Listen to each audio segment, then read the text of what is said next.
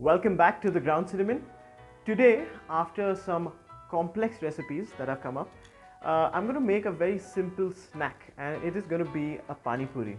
Now, it's not going to be any pani puri; it's going to be a pineapple pani puri. Now, is this recipe or is this dish quintessential Bangalore? No, but Bangalore seems to have this love affair with pineapples. You'll find pineapples in your morning breakfast, in your shira. You'll find pineapple dosas, pineapple chutneys, even pineapple pulavs. Pineapples in your pulav, very tasty.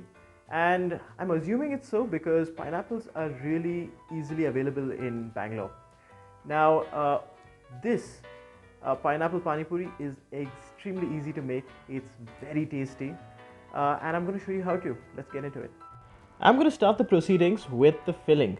Now, when it comes to pani puri, there are a ton of fillings, but this dish goes best with yellow peas. These are dried yellow peas. In the market, you'll generally find only the dried version, which is why, before using them, you want to soak them overnight. Now, this is a cup full of yellow peas which have been soaking overnight. They've bloated up beautifully, making the cooking process much easier. So, I recently found out that my pressure cooker is induction friendly, which is why these are going to cook in the pressure cooker. Now, when you're going to boil anything, remember you have to season it. So, I'm going to add a teaspoon or so of salt. If you don't do this, your peas are actually going to taste like nothing. Along with this, I'm going to add about half a teaspoon of turmeric. Remember, this is only to brighten up the peas. You want them to look like tiny little pearls. If not, they're a little too bland to look at. Now, you want to add at least double the volume of water so these peas cook well. So, I'm going to go in with 2 to 3 cups of water. Now, when it comes to the whistles, you'll have to take a call on what sort of texture you prefer. So, I prefer them to be a little firm, which is why I'm going to stop at 2. If you want them to be mushy though, you want to go up to 4, maybe 5 whistles. Now, if you don't have access to yellow peas, dried yellow peas, you can use green peas, dried, fresh, even frozen green peas. Now, because this is pineapple pani puri, we're going to use pineapple to make the pani. Along with that, you need a couple of green chilies for some heat, 1 lemon for acidity, and of course, salt. Now, before we proceed to make our pani, we should understand the concept of pani and what is making this possible. So, what is this pani of pani puri? Now, if you look at it, if you break it down, it has a base note or a body, and it has what you'd call a top note or a direction. So the base note is generally mint and coriander. It's water made of mint and coriander, and it is given a direction. So you have a little bit of salty, you have a little bit of sweet, you have a little bit of spicy, sour, and it all comes from this broad spice mix that is used all over India.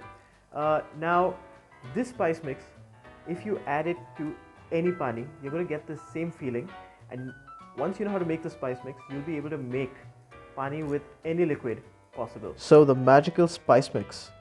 For 1 whole pineapple, you will need a teaspoon of chaat masala, a teaspoon of dry mango powder, a teaspoon and a half of sugar. Now, this could alter depending on the sweetness of your pineapple. If your pineapple is not sweet enough, you might have to add more. To this, I'm going to add some warmth by adding a teaspoon of cumin. And for the salty content, I'm going to use pink salt. You could use regular salt, but pink salt is way more complex. Finally, I'm going to add a few mint leaves. Now, don't add too many. You don't want to alter the base note, but a few mint leaves will add this amazing coolness to this dish. This is the only part where you're going to have to put in some effort, and that is to skin the pineapple. Start by taking the head off, after which you want to skin it. For this, you want to take your knife and run it just under the skin. Try not going too deep, if not you're going to waste a lot of the flesh. You want to roughly cube your pineapple so you're kinder to your food processor. And I'm going to process all of this in 2 sets, and that is because my food processor is what it is. So in goes half of the pineapples, half of the spice mix, a little bit of mint and a touch of water, and you're going to give it your first blend. After the first process, you want to add equal amounts of water as much as the pulp. Into this also goes juice of half a lemon and 1 green chili. Another blend, and done. I'm going to give this another quick taste. And just one green chili for this recipe, guys. Just stick to one green chili. So our pineapple pani is almost ready. I'm going to give it a quick taste. So this pineapple was actually not sweet enough. I'm going to have to sweeten it out further, for which I'm going to add half of a tablespoon of white sugar. I'm going to give it a mix, another taste, and it just needs a touch of seasoning. I'm going to add the regular salt, about half a teaspoon, another mix, and it is tasty.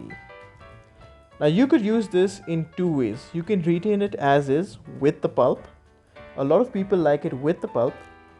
So just to show the possibility, I'm going to dispense off a little bit in this jar, and the rest of this I am going to strain it. And once it's strained, it will look like this. It looks great and it tastes even better. Now generally with your pani puri, you'd have this green liquid, which is usually a salty, spicy, sour liquid, and there is the sweet one. With your pineapple pani puri, you don't need to do that because the pineapple takes care of all of it. It has this beautiful base note, the pineapple base note. It is sweet by itself and it has its own complex flavor. You add the spice mix and you're done. Let's check up on the peas, and that is also done. You want to drain this, after which you want to season it. Now when it comes to seasoning, season it with just salt and pepper. Do not season it with anything else. Here you want the pani to be the hero, and giving it extra seasoning is just going to take away from it. Like in the regular pani puri, you'd also add some fresh onions, but not in this one. That is because onions are extremely strong and it's really going to take away from this really mild, sweet, pineapple nature of this pani puri. So just salt and pepper, and believe it or not, we are done. But we are not done by Bangalore standards. In Bangalore, for some reason, every single chaat has to have carrots. The Sev Puri in Bangalore, you replace the potato with carrots. Now, what I'm going to show you is how to julienne some carrots. Julienning is a very good skill to have, especially if you're going to make Chinese food. Julienning is a French word. In English, it's simply called matchstick cut. What you want to do is give a deep cut to these carrots, a deep oblique cut, and cut thin slices in the same direction. After which, you want to cut them into matchsticks, vertical matchsticks, like so. Aren't they pretty? And it's time to assemble. Now before we assemble, I'm going to add a few coriander leaves just to add some herbiness. And we all know how to assemble a pani puri. So go ahead. This is going to be a blast, and it's potentially going to be your favorite pani puri. So as you would have inferred from those pictures, this pineapple pani puri is fantastic. It is really tasty. Now I said that using the spice mix you can make any pani puri. So can you make mosambi, can you make guava, can you make say apple? Yes you can. But pineapples have this savory note to themselves. They've been used in savory food a lot more often, and it is a safe bet. Now if you don't want to put yourself through blending your pineapples, straining it, you can use freshly bought fruit juice like from the shop close by. Don't use canned pineapples, or don't use canned fruit juice, because it's a little too strong, it's a little too artificial, so it'll have this overpowering flavor. And finally, if you've liked what I've done, if you've been liking what I've been doing, do like, share and subscribe. Thank you so much for watching. I would like to conclude by saying I love pineapples on pizza.